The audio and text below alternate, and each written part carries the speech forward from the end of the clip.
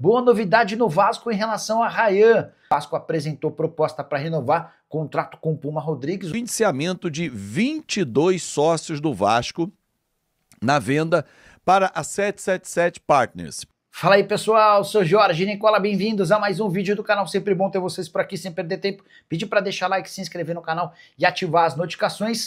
Hora de falar sobre o Vasco da Gama, com excelente novidade envolvendo o Ryan. Admar Lopes, o executivo de futebol do Vasco, entende que o acordo para a extensão do contrato do Ryan está prestes a ser oficializado. O vínculo atual se encerra em dezembro de 2026, até por isso a pressa.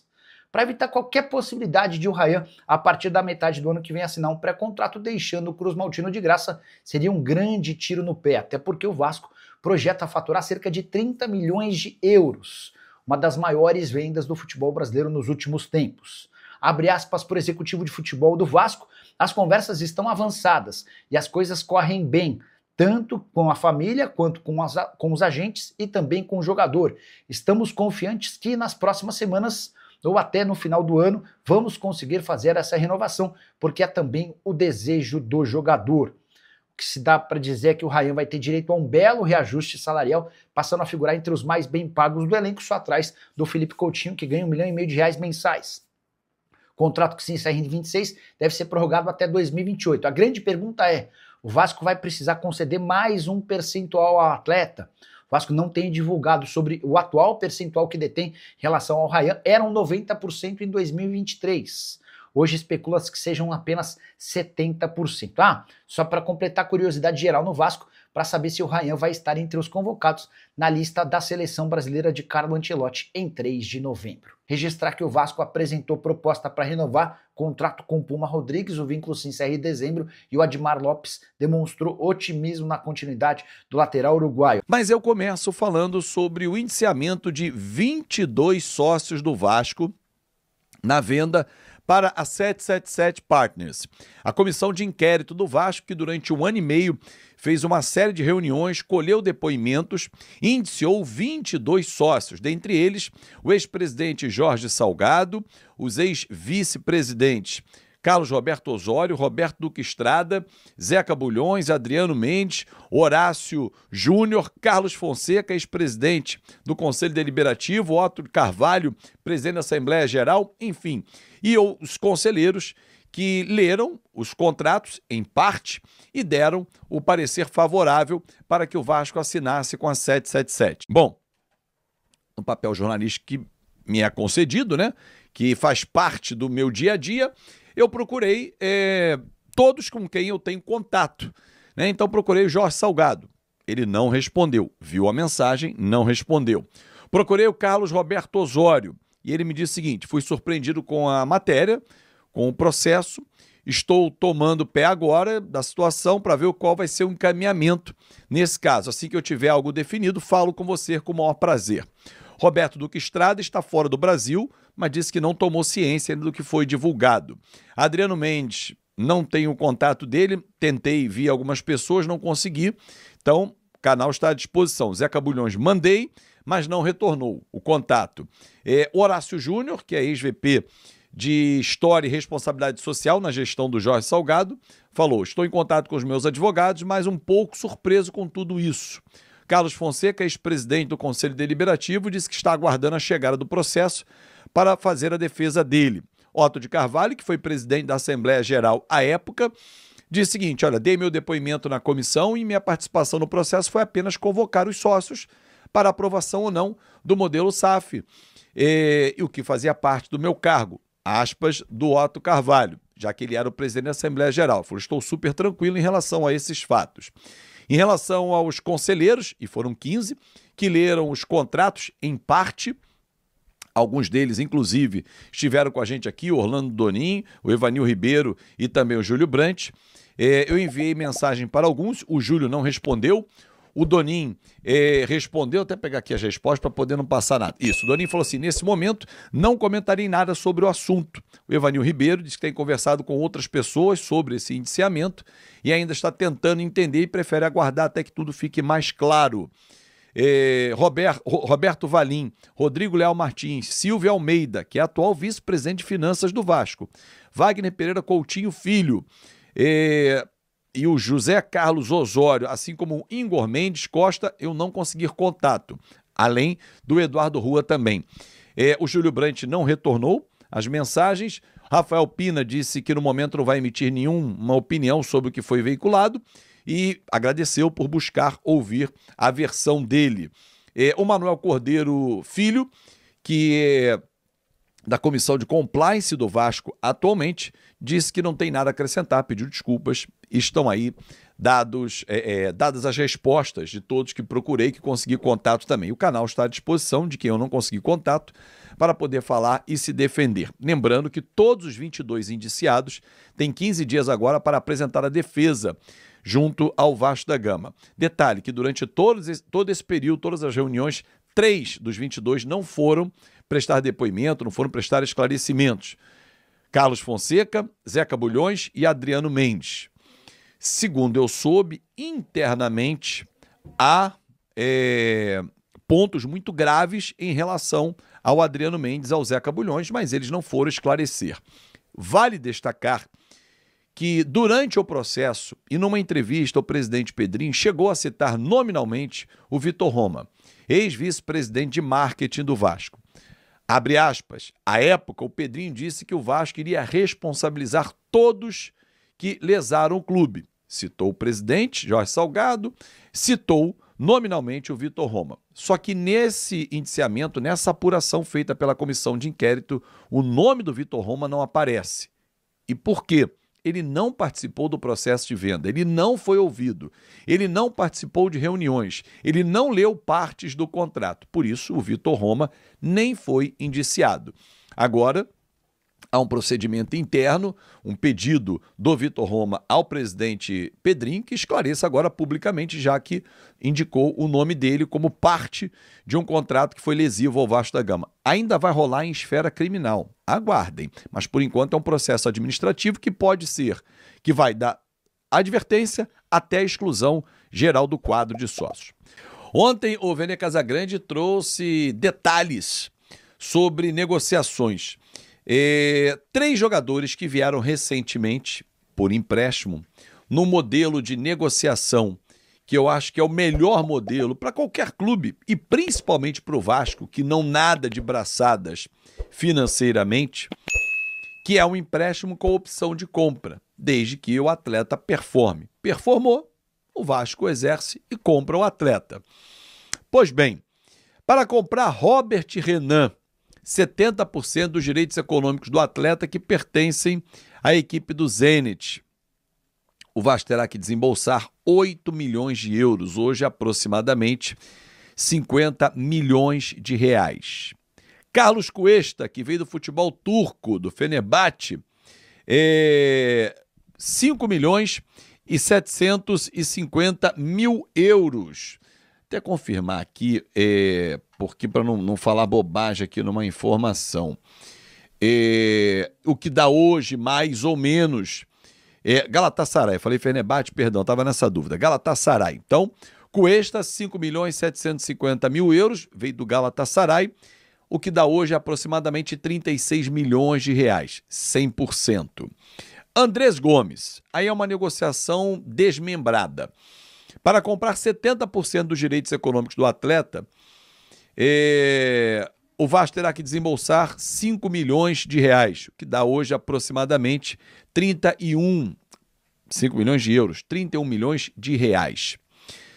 Comprando os 70%, mais 2 anos, compra mais 20%, por 2 milhões de euros, hoje aproximadamente 12 milhões e meio de reais. Bom, numa conta fechada, um pacote para entendermos, 50 do Robert Renan, 36 do Cuesta, estamos falando de 86 milhões de reais, mais o Andrés Gomes, 31. Então estamos com 117 milhões de reais. Será que o Vasco terá esse recurso?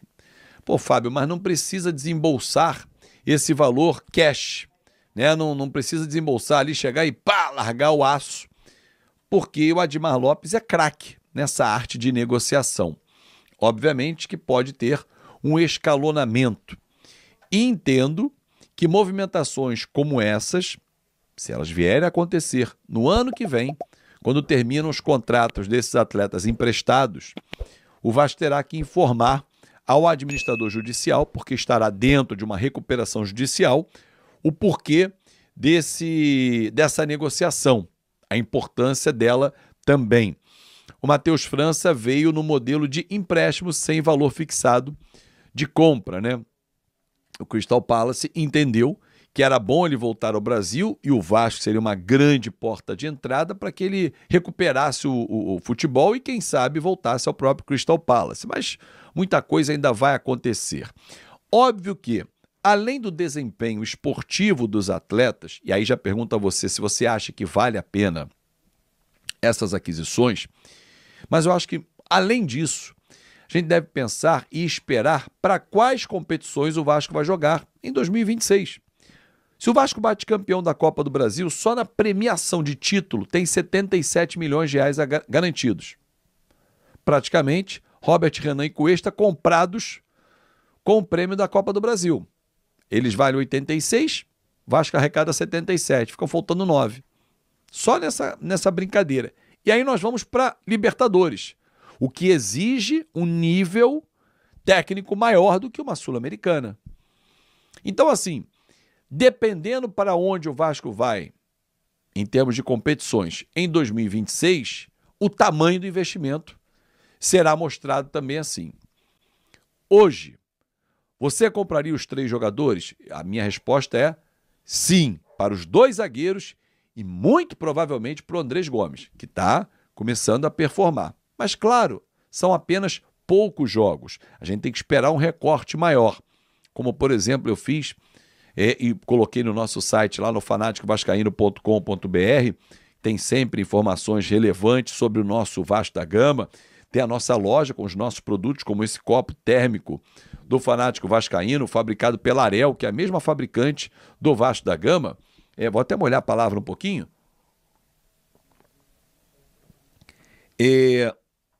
No segundo turno, o Vasco tem a 3ª melhor campanha.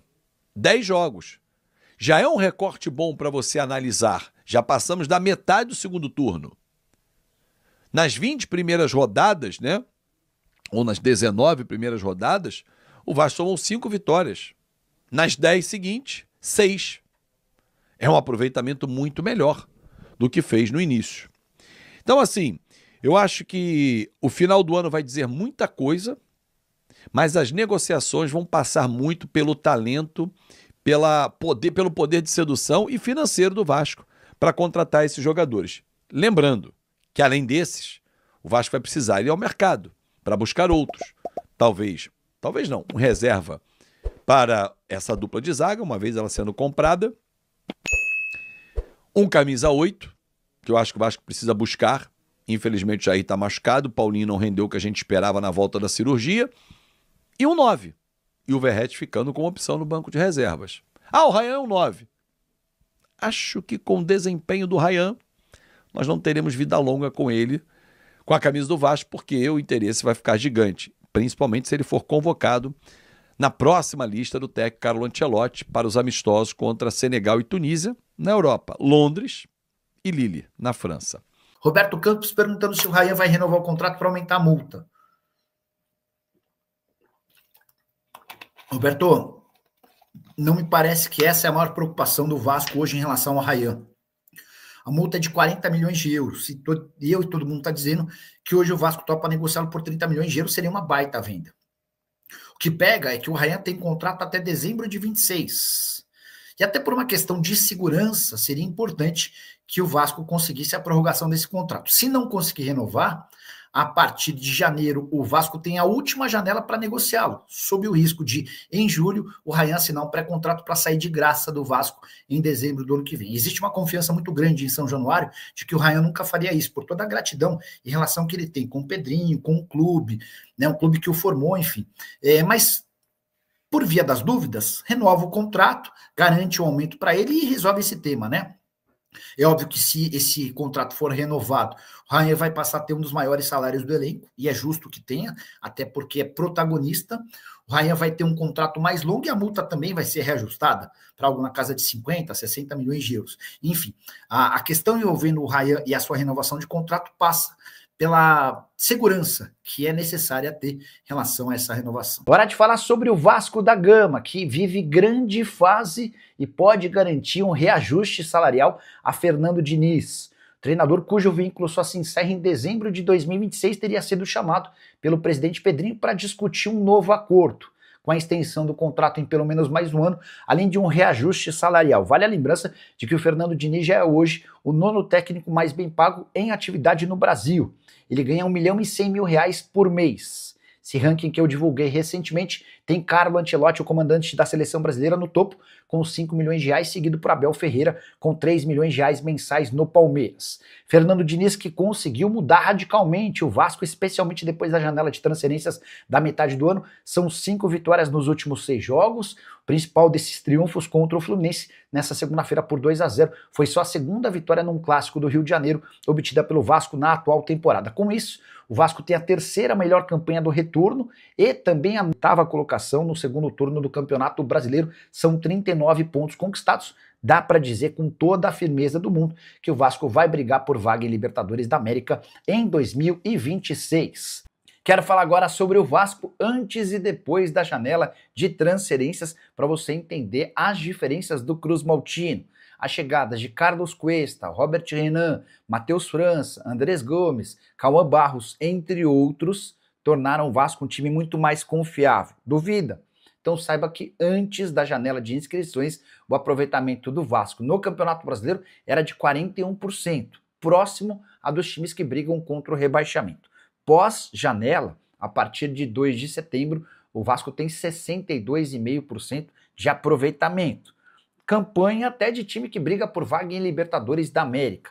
Após o fechamento da janela de inscrições, Cruz Maltino venceu 4 vezes, empatou 3 e perdeu apenas uma, fazendo 15 dos 24 pontos possíveis. Registro importante nos últimos 5 jogos: vitórias contra Bahia, Cruzeiro, Vitória e Fortaleza, e a única derrota para o Palmeiras no Allianz Parque. A grande diferença do Vasco de hoje para o Vasco pré-janela está associada ao sistema defensivo muito mais seguro, especialmente depois das entradas do Carlos Cuesta e do Robert Renan. E você, o que pensa sobre o Vasco? Dá para sonhar com vaga em Libertadores da América? Já usa o espaço para comentário e registra a sua opinião, beleza? Fala galera, beleza? Mais um vídeo novo pra vocês. Já dá aquela moral, deixe seu like, compartilhe, já comenta aí embaixo, se inscreve no canal e também ative o sininho de notificações pra não perder nada, hein? Porque aqui tem vídeo novo todos os dias. Forte abraço galera, fui!